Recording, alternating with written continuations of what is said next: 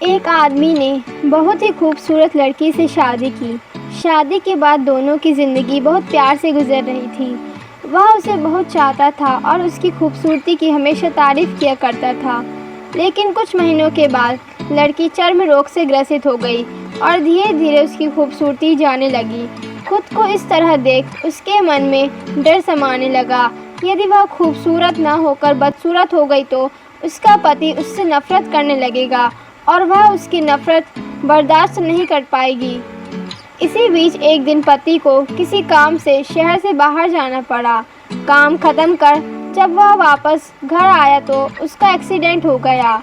Accident में उसने अपनी दोनों आंखें खो दी, लेकिन इसके बावजूद भी उन दोनों की ज़िंदगी सामान्य तरीके से आगे बढ़ती रही।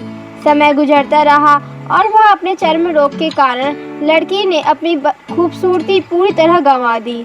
वह बदसूरत हो गई, लेकिन अंधे पति को इस बारे में कुछ भी पता नहीं था, इसलिए इसका उनके खुशहाल विवाहित जीवन पर कोई प्रभाव नहीं पड़ा।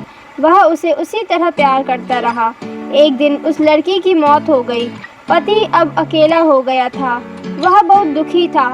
वह उस शहर को छोड़कर जाना चाहता था। उसने अंतिम संस्कार की सारी क्रियाविधि पूर्ण की और शहर छोड़कर जाने लगा। तभी एक आदमी ने पीछे से उसे पुकारा और पास आकर कहा, अब तुम बिन सहारे के अकेले कैसे चल पाओगे? इतने साल तो तुम्हारी पत्नी तुम्हारी मदद किया करती थी।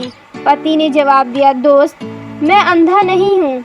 मैं बस अंधा होने का नाटक कर रहा था, क्योंकि यदि मेरी पत्नी को पता चल जाता कि मैं उसकी बदसूरती देख सकता हूँ तो यह उसके दर्द से भी अधिक दर्दनाक होता। इसलिए मैंने इतने साल अंधे होने का दिखावा किया।